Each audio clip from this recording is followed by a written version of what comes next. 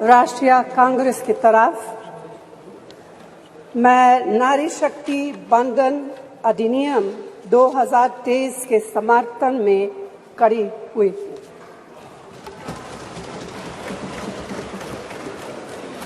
धुएं से भरी हुई रसोई से लेकर रोशनी से जगमगाती हुई स्टेडियम तक भारत की स्त्री का सफर बहुत लंबा है, लेकिन आखिरकार उसने मंजिल को छू लिया है।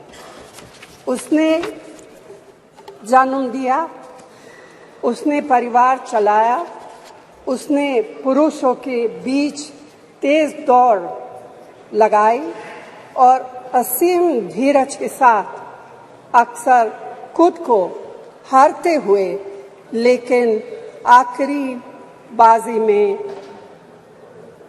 जीतते हुए देखा। भारत की स्त्री के हृदय में महासागर जैसा धीरज है। उसने खुद के साथ हुई बेईमानी की शिकायत नहीं की और सिर्फ अपने फायदे के बारे में कभी नहीं सोचा।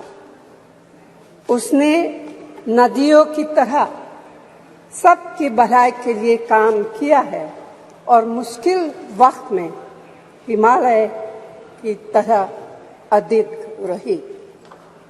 स्त्री के धैर्य का अंदाज लगाना नामुमकिन है। वह आराम को नहीं पहचानती और तक जाना भी नहीं जानती।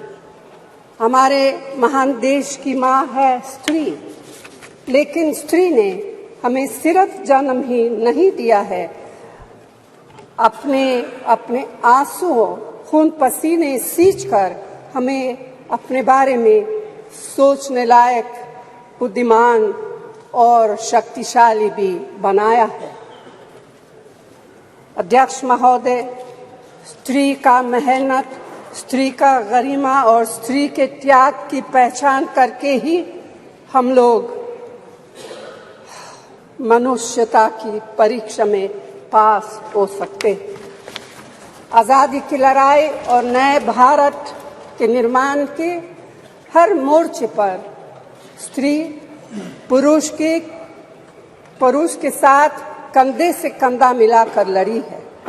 वह उम्मीदों, आकांक्षाओं, तकलीफों और घर गृहस्थी के बोझ के नीचे नहीं दबी।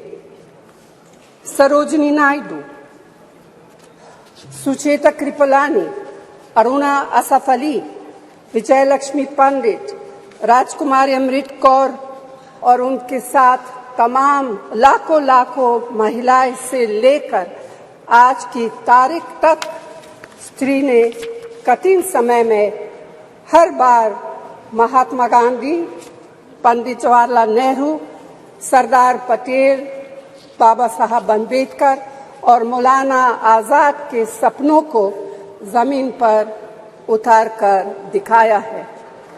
इंदिरा गांधी जी का व्यक्तित्व इस सिलसिले में एक बहुत ही रोशन और जिंदा मिसाल है। अध्यक्ष महोदय, खुद मेरी जिंदगी का यह बहुत मार्मिक क्षण है। पहली दफा स्थानीय निकायों में स्त्री की भागीदारी तय करने वाला संविधान संशोधन मेरे जीवन साथी राजीव गांधी जी ही लाए थे। उन्होंने लाए थे जो राज्यसभा में 7 वोटों से गिर गया था। बाद में प्रधानमंत्री पीवी नरसिम्हा राव जी के नेतृत्व में कांग्रेस सरकार ने ही उसे पारित कराया। आज उसी का नतीजा है कि देश भर के स्थानीय निकायों के जरिए हमारे पास 15 लाख चुनी हुई महिला नेता है।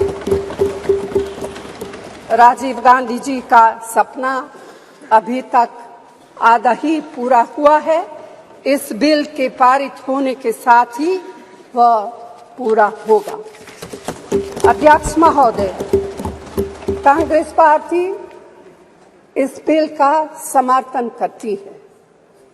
हमें इस बिल के पास होने से खुशी है, मगर इसके साथ साथ एक चिंता भी है।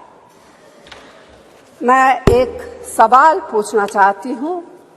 पिछले 13 वर्षों से भारतीय स्त्रियां अपनी राजनीतिक जिम्मेदारी का इंतजार कर रही हैं और अब उन्हें कुछ वर्ष और इंतजार करने के लिए कहा जा रहा है। कितने वर्ष? 2 वर्ष, 4 वर्ष, 6 वर्ष, 8 वर्ष? क्या भारत की स्त्रियों के साथ बर्ताव उचित है?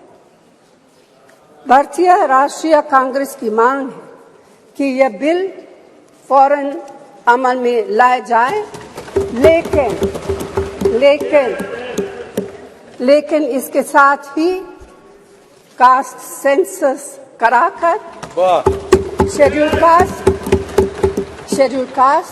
शेड्यूल ट्राइब, ओबीसीज की महिलाओं के आरक्षण की व्यवस्था की भी जाए। सरकार को इसे साकार करने के लिए भी जो कदम उठाने की जरूरत है वह उठाने ही चाहिए। अध्यक्ष महोदय, स्त्रियों के योगदान की स्वीकार करने और उसके प्रति आभार व्यक्त करना का यह सबसे उचित समय।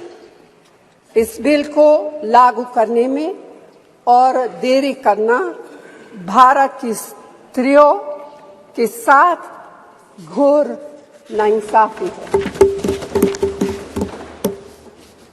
भारतीय राष्ट्रीय कांग्रेस की तरफ से मैं आपके द्वारा सरकार से मांग करती हूं कि नारी शक्ति बंधन अधिनियम 2023 को उसके रास्ते की सारी रुकावटों को दूर करते हुए जल्दी से जल्दी लागू किया जाए।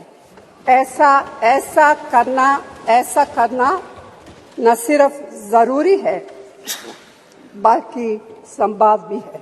धन्यवाद।